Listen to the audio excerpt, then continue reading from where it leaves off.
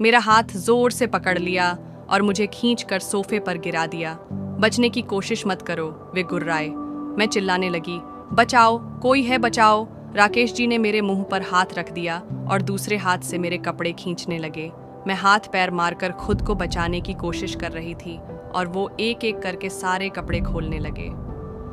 कैसे एक ड्यूटी करने वाली महिला को सब कुछ झेलना पड़ता है। नमस्ते दोस्तों, मेरा नाम पूजा है और मैं 24 साल की हूँ। मैं जयपुर की रहने वाली हूँ। मेरा परिवार बिल्कुल साधारण है। घर में मेरी माँ, छोटा भाई और मैं रहती हूँ। पिताजी का 3 साल पहले देहांत हो गया था, जिससे घर की सारी जिम्मेदारी माँ और मेरे कंधों पर आ गई थी। माँ एक छोटे से क्लिनिक में नर्स का काम करती हैं।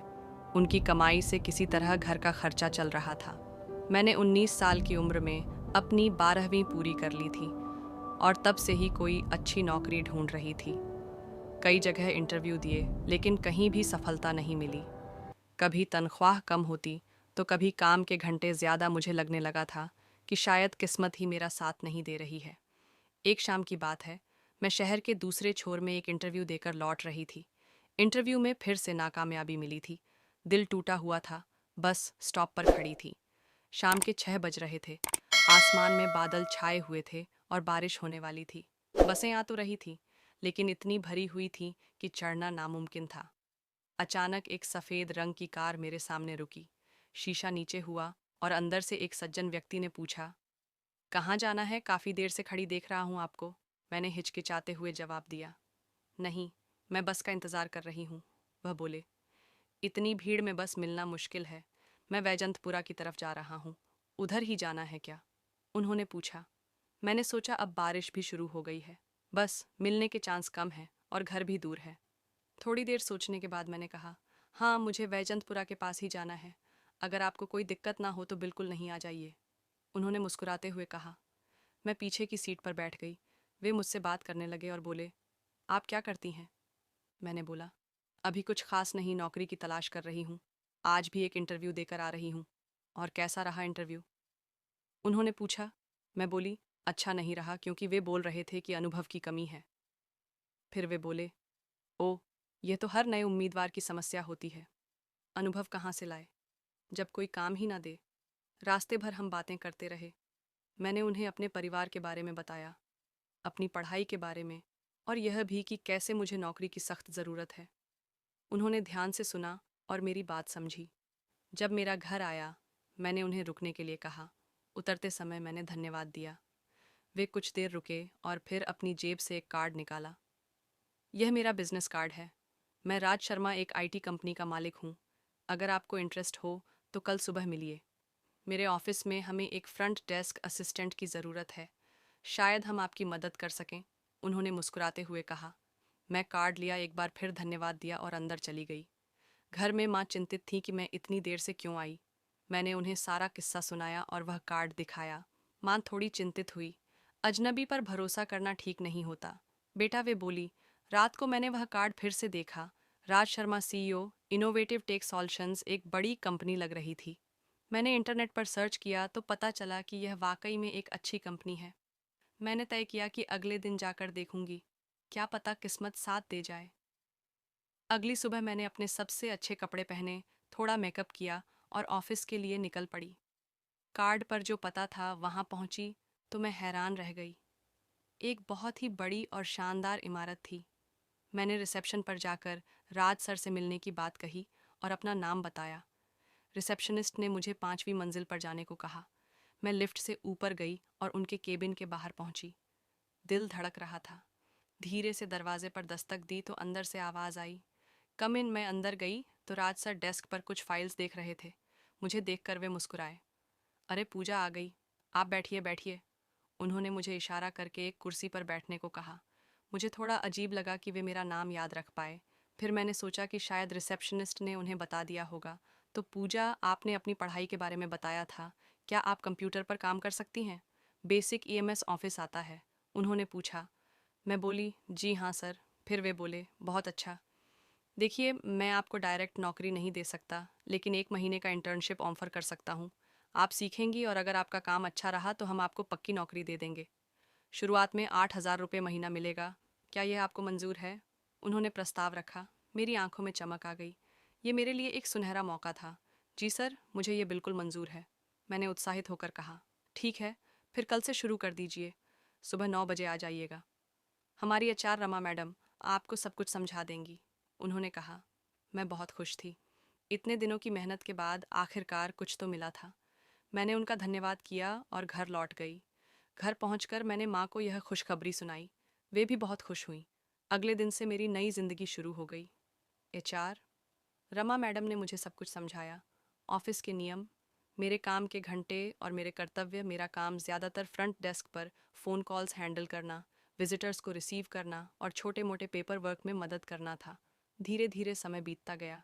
1 महीने में मैंने काफ़ी कुछ सीख लिया। थराज सर कभी कभी मेरे काम की तारीफ भी करते थे, जिससे मेरा आत्मविश्वास बढ़ता था।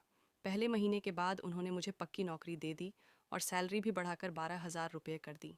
यह मेरे लिए बहुत बड़ी बात थी, लेकिन 3 महीने बाद मुझे कुछ ऐसी बातें पता चली जिनसे मैं परेशान हो गई। ऑफिस की एक लड़की अंजलि ने मुझे बताया कि मेरे पद पर पहले भी कई लड़कियां आ चुकी हैं, लेकिन कोई भी ज़्यादा दिन नहीं टिकती। वह बोली, राज सर की नज़र हमेशा से ही नई और खूबसूरत लड़कियों पर रहती है। वे पहले तो बिल्कुल शरीफ बनते हैं, फिर धीरे धीरे अपना असली रंग दिखाते हैं।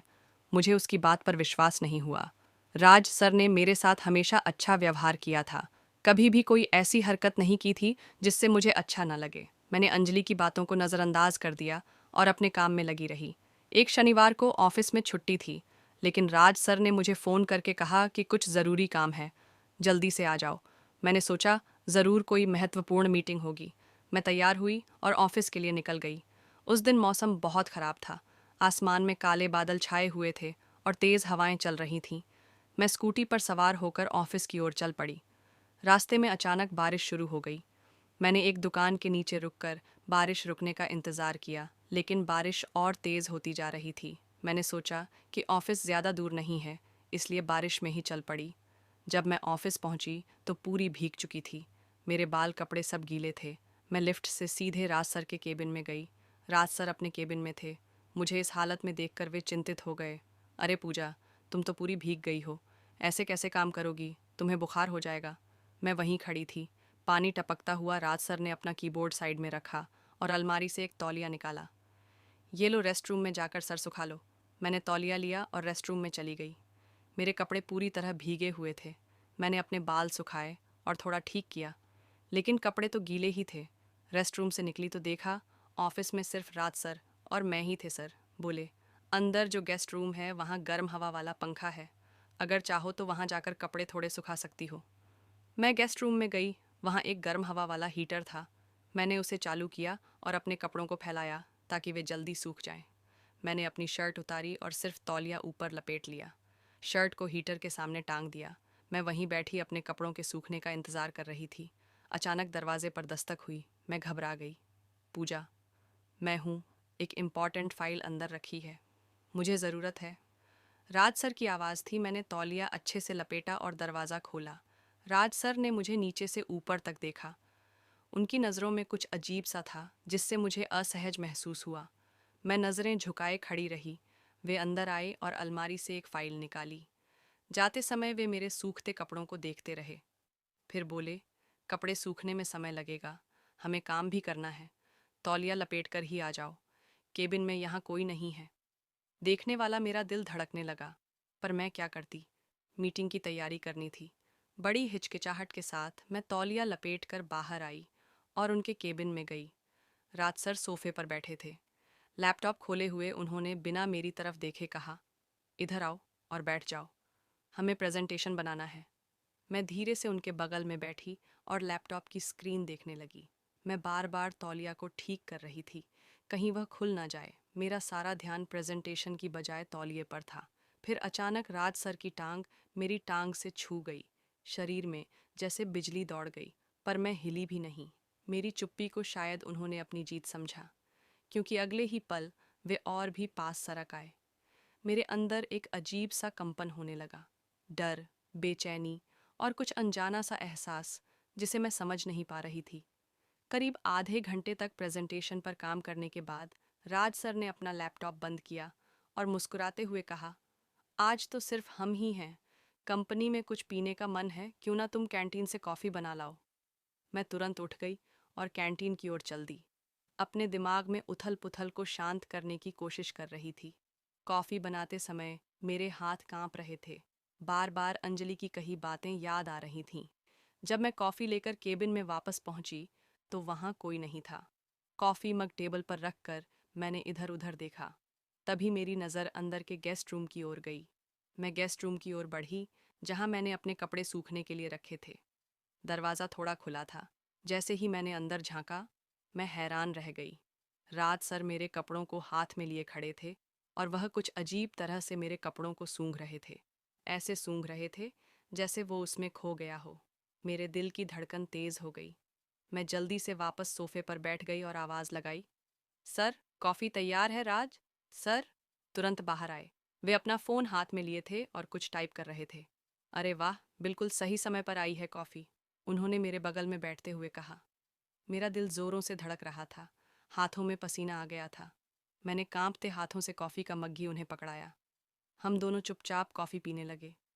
अचानक राज सर बोले, पूजा, तुम बहुत खूबसूरत हो। मैं कुछ बोल ना सकी, बस हल्के से मुस्कुरा दी। मेरा चेहरा शर्म से लाल हो गया था। राज सर ने अपना कॉफ़ी मग टेबल पर रखा और धीरे से अपना हाथ मेरी टांग पर रख दिया। मैंने झटके से अपनी टांग पीछे खींच ली। क्या हुआ? पूजा डर गई। उन्होंने मुस्कुराते हुए पूछा। मैं चुप रही। मेरा दिमाग तेजी से सोच रहा था कि यहाँ से कैसे निकलूं वे, और पास सरक आए। मेरा दिल इतनी तेजी से धड़क रहा था कि मुझे लगा सीने से बाहर निकल जाएगा। उन्होंने मेरा हाथ अपने हाथों में ले लिया और बोले, पूजा, मैं तुमसे कुछ कहना चाहता हूँ। जी सर, मैंने हकलाते हुए कहा। क्या तुम अपनी इस नौकरी से संतुष्ट हो? उन्होंने पूछा। मैंने हाँ में सिर हिलाया। अगर मैं तुम्हारी नौकरी पक्की कर दूं, पूरा कॉन्ट्रैक्ट साइन करा दूं तो कैसा रहेगा? उन्होंने धीरे से पूछा। सर, यह तो आप पर निर्भर करता है, मैंने जवाब दिया। नहीं पूजा, यह मुझ पर नहीं बल्कि तुम पर निर्भर करता है। उन्होंने मेरा हाथ थोड़ा और कसकर पकड़ते हुए कहा। क्या चाहती हो तुम? एक अच्छी पक्की नौकरी या फिर एक टेम्परेरी जॉब जो कभी भी छूट सकती है? मतलब? मैंने कांपते स्वर में पूछा। हालांकि मैं समझ चुकी थी वे क्या कहना चाहते हैं। अगर तुम मेरी बात मान लो, मेरी हर इच्छा पूरी करो, जैसे कि आज रात मेरे साथ बीता हो, तो मैं वादा करता हूँ कि तुम्हारा भविष्य सुरक्षित रहेगा। कल से ही तुम्हारी नौकरी पक्की, उन्होंने मेरी आंखों में देखते हुए कहा। मेरे अंदर एक तूफान उठ रहा था। मैंने झटके से अपना हाथ छुड़ाया और उठ खड़ी हुई। सर, आप गलत समझ रहे हैं मुझे। मैं ऐसी लड़की नहीं हूँ। मैं ऐसा कभी नहीं कर सकती। आप ऐसा सोच भी कैसे सकते हैं? मेरी आवाज़ में आक्रोश था। रात सर भी उठ खड़े हुए। पूजा, एक बात समझ लो, इस दुनिया में आगे बढ़ने के लिए कुछ ना कुछ समझौता करना पड़ता है। मैं तुम्हें मजबूर नहीं कर रहा हूँ। तुम्हारी मर्जी। मैं तुम्हें और तुम्हारे परिवार को हर तरह से सपोर्ट करूँगा। तुम्हारी माँ, तुम्हारा भाई, सबकी ज़िंदगी बदल सकती है। वे दरवाजे की ओर बढ़े और बोले, मैं नीचे जाकर एक सिगरेट पीकर आता हूँ। अगर यहाँ रहोगी तो समझूंगा कि तुम राज़ी हो, वरना चली जाना कोई बुरा नहीं मानूंगा, और जो अभी तक चल रहा है वैसे ही चलता रहेगा। इतना कहकर वे बाहर चले गए। मैं वहीं खड़ी रही, अपने आंसुओं को रोकने की कोशिश करते हुए। दिमाग में विचारों का तूफान उठ रहा था। एक तरफ मेरा अपना सम्मान था और दूसरी तरफ परिवार की जिम्मेदारियां। माँ की तबीयत अक्सर ख़राब रहती थी। भाई की पढ़ाई का खर्च कैसे निभाऊंगी इन सबको? मैंने सोचा, अगर मैं इनकार कर देती हूँ तो शायद 2-3 हफ्तों में ही मुझे नौकरी से निकाल देंगे, और इस शहर में नौकरी मिलना आसान नहीं है। नए सिरे से शुरू करने का मतलब फिर से वही संघर्ष। टूटे हुए मन से मैंने वापस सोफे पर बैठने का फैसला किया। कुछ देर बाद राज सर वापस आए। मुझे वहाँ देखकर उनके चेहरे पर एक मुस्कान फैल गई। तो तुम रुक गई? उन्होंने कहा। मतलब, तुम मेरी शर्तें मानने को तैयार हो? मैंने उनकी ओर देखा। मेरी आंखें नम थीं। हाँ, लेकिन आपको पहले मेरी नौकरी पक्की करनी होगी।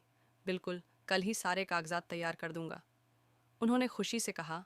उस दिन वे मुझे अपनी कार से घर छोड़ने गए। रास्ते भर मन में गहरा अपराध बोध था, लेकिन मैंने अपने आंसुओं को छिपाया। घर पहुंचकर उन्होंने मेरी माँ को खुशखबरी सुनाई कि मुझे पक्की नौकरी मिल गई है और सैलरी बढ़कर 15,000 रुपये हो गई है। माँ की आंखों में खुशी के आंसू थे। उन्होंने राज सर का धन्यवाद किया और मेरे सिर पर हाथ फेरा। देखा बेटा, तेरी मेहनत रंग लाई। उस रात मैं बिस्तर पर लेटी रही, अपनी किस्मत पर आंसू बहाती। किसी को क्या पता था कि मैंने अपने आप को बेच दी थी। कुछ दिनों बाद मैं सुबह ऑफिस के लिए तैयार हो रही थी, जब मेरे मोबाइल पर राज सर का फ़ोन आया और वह बोले, पूजा मेरे फार्म हाउस पर आना है, आज कुछ विशेष मीटिंग है, अपने घर में बता देना कि 2-3 दिन के लिए कंपनी के काम से बाहर जा रही हो। मेरी आवाज़ कांप गई। जी सर। मैंने अपने बैग में कुछ कपड़े रखे और माँ को बताया कि कंपनी के काम से बाहर जा रही हूँ।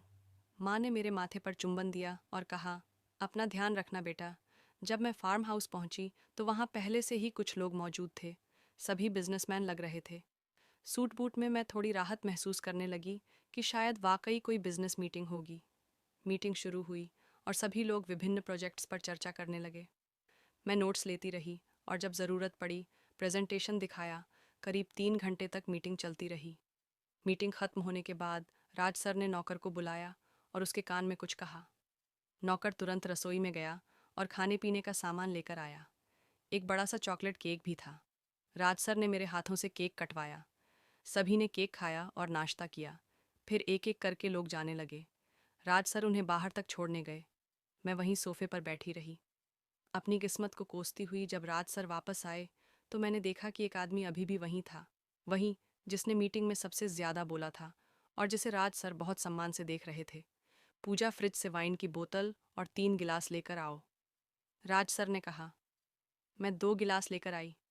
राज सर ने पूछा, सिर्फ 2? क्यों? एक और लाओ, तुम भी तो हो। मैं नहीं पीती सर, मैंने हिचकिचाते हुए कहा। आज खास दिन है पूजा, आज तुम्हारी नौकरी पक्की हुई है, एक तो बनता है, उन्होंने मुस्कुराते हुए कहा। मैंने हार मानकर एक और गिलास ला दिया। राज सर ने तीनों गिलास में वाइन और बर्फ डाली और मुझे एक गिलास थमाया। मैंने पहली बार वाइन पी थी, बहुत कड़वी लगी, पर मैंने किसी तरह पी ली। थोड़ी ही देर में मेरा सिर हल्का होने लगा और पैरों में झंझनाहट होने लगी। कुछ ही मिनटों में मुझे हल्का सा नशा महसूस होने लगा। उस आदमी ने राज के कान में कुछ कहा। राज सर मुस्कुराए और मुझसे बोले, पूजा, इधर आओ, राकेश जी से मिलो। ठीक से, ये हमारे सबसे बड़े इन्वेस्टर हैं। मैं उठकर उनके पास गई। राकेश जी ने मेरा खाली गिलास उठाया और उसमें फिर से वाइन भरी पियो। उन्होंने मुझे गिलास थमाते हुए कहा। मैंने राज सर की ओर देखा, जैसे मदद के लिए पुकार रही हूँ। पी लो पूजा, राकेश जी के हाथ से मिली चीज़ नहीं ठुकराई जाती, राज सर ने कहा। मेरे अंदर का एक हिस्सा चीख रहा था। तभी राज सर ने मेरे कंधे पर हाथ रखा और बोले, पूजा, मैं तुम्हें एक काम सौंपना चाहता हूँ। राकेश जी हमारी कंपनी के लिए बहुत महत्वपूर्ण है। यह 2 दिन यहाँ रहेंगे और मुझे चाहिए कि तुम इनका ख्याल रखो। मेरा माथा ठनका। मतलब सर, इनकी देखभाल करनी है। राज सर मुस्कुराए। उनकी आंखों में एक अजीब सी चमक थी। तुम समझदार हो पूजा, बाकी सब समझ ही गई होगी। मेरे मुंह से निकला, जी सर, हालांकि मेरा मन चीख चीख कर इनकार कर रहा था। अच्छा, अब मैं जा रहा हूँ, कोई समस्या हो तो फ़ोन करना। इतना कहकर राज सर वहाँ से चले गए। मैंने दरवाजे पर खड़े होकर उनकी कार को दूर जाते देखा। मेरे दिल में एक अजीब सा डर था। क्या मैं अपने ही हाथों अपना सौदा कर रही हूँ? पीछे मुड़कर देखा तो राकेश जी मुझे ऐसे घूर रहे थे जैसे मैं कोई शिकार हूँ। उनकी नज़रें मेरे शरीर पर घूम रही थीं। मैं खुद को नंगा महसूस कर रही थी। मैंने अपने आप को संभाला और सोचा कि किसी तरह यह रात गुजार लूँगी। वाइन का नशा अब पूरी तरह उतर चुका था। मैंने देखा कि फार्म हाउस का नौकर भी मुझे अजीब नज़रों से देख रहा था। मैंने उसे पास बुलाया और बोला, तुम्हारा नाम क्या है? तो वह बोले, मेरा नाम रामू है मैडम। उसने आदरपूर्वक कहा। वह साधारण सा व्यक्ति था, किसी गांव से आया लगता था। मैंने उससे पूछा, यह फार्म हाउस शहर से कितनी दूर है? उसने बताया, करीब 15 किलोमीटर मैडम। यहाँ पास में कोई बस्ती नहीं है। मेरे अंदर की घबराहट बढ़ गई। यह जगह बिल्कुल अलग थलग थी। अगर कुछ गलत हुआ तो कोई बचाने भी नहीं आएगा। रामू से कुछ देर और बात करने के बाद अपने कमरे में चला गया। अब मैं और राकेश जी अकेले थे। राकेश जी ने एक और गिलास में वाइन डाली और मेरे पास आकर बैठ गए और बोले, तुम्हारी तारीफ तो राज बहुत करता था, आज देख लिया क्यों? उनकी आवाज़ में कुछ अजीब था। मैं थोड़ा खिसक गई और बोली, मैं थोड़ा आराम कर लूँ, कल की मीटिंग के लिए प्रेजेंटेशन तैयार करना है। अरे आराम तो हम साथ में करेंगे। कहते हुए उन्होंने मेरी कमर पर हाथ रख दिया। मैंने तुरंत उनका हाथ हटाया। प्लीज़ मुझे छूने की कोशिश मत कीजिए। उनके चेहरे का रंग बदला। ओह, तो नखरे दिखा रही हो? राज ने तो कहा था कि तुम सहयोग करोगी। मैं उठकर दरवाजे की तरफ बढ़ी, लेकिन उन्होंने मेरा हाथ पकड़ लिया और मुझे खींचकर सोफे पर गिरा दिया। बचने की कोशिश मत करो, वे गुर्राए। मैं चिल्लाने लगी, बचाओ, कोई है, बचाओ। राकेश जी ने मेरे मुंह पर हाथ रख दिया और दूसरे हाथ से मेरे कपड़े खींचने लगे। मैं हाथ पैर मारकर खुद को बचाने की कोशिश कर रही थी। तभी दरवाज़ा जोर से खुला और रामू अंदर आया। उसने देखा क्या हो रहा है और बिना कुछ सोचे एक लकड़ी का स्टूल उठाकर राकेश जी के सिर पर दे मारा। राकेश जी चीखते हुए मुझसे दूर जा गिरे। उनके सिर से खून बह रहा था। मैडम, जल्दी यहाँ से भागो, रामू ने कहा। राकेश जी उठने की कोशिश कर रहे थे और गालियां बक रहे थे। कुत्ते, तेरी हिम्मत कैसे हुई? तू जानता है मैं कौन हूं? रामू ने मुझे अपने पीछे किया और स्टूल को हाथ में पकड़े रहा। आप कुछ भी कर लो साहब, लेकिन किसी बेटी बहन के साथ ऐसा नहीं होने दूंगा। मैंने जल्दी से अपना बैग उठाया और रामू के साथ बाहर निकल गई। मैडम, मेरे पास एक पुरानी बाइक है, मैं आपको शहर तक छोड़ देता हूँ, रामू ने कहा। उस रात रामू ने मुझे अपनी पुरानी बाइक पर बैठाकर शहर तक पहुंचाया। रास्ते में उसने बताया, मैडम, ये पहली बार नहीं है। पिछले साल भी ऐसा ही हुआ था।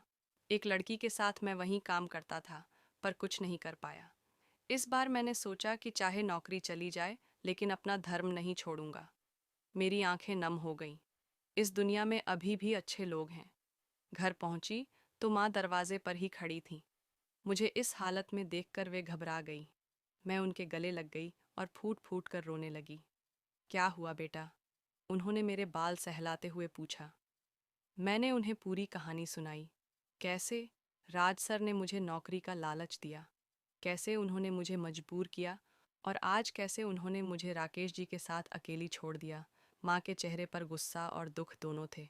ऐसी नौकरी को आग लगे बेटा, हमें इतनी गरीबी अच्छी की जहाँ बेटी की इज्जत बिके। भगवान हमें भले कम दें, पर ईमानदारी से दें।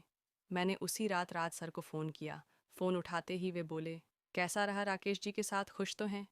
वे मेरे अंदर का गुस्सा फूट पड़ा। आपको शर्म नहीं आती? सर, क्या समझा है आपने? मुझे कोई वेश्या? आज अगर रामू ना होता तो मेरी इज्जत लुट जाती। मुझे नहीं चाहिए आपकी नौकरी, आपका पैसा, कुछ भी नहीं चाहिए। आप जैसे लोग अपनी कामयाबी के लिए किसी की भी जिंदगी बर्बाद कर सकते हैं।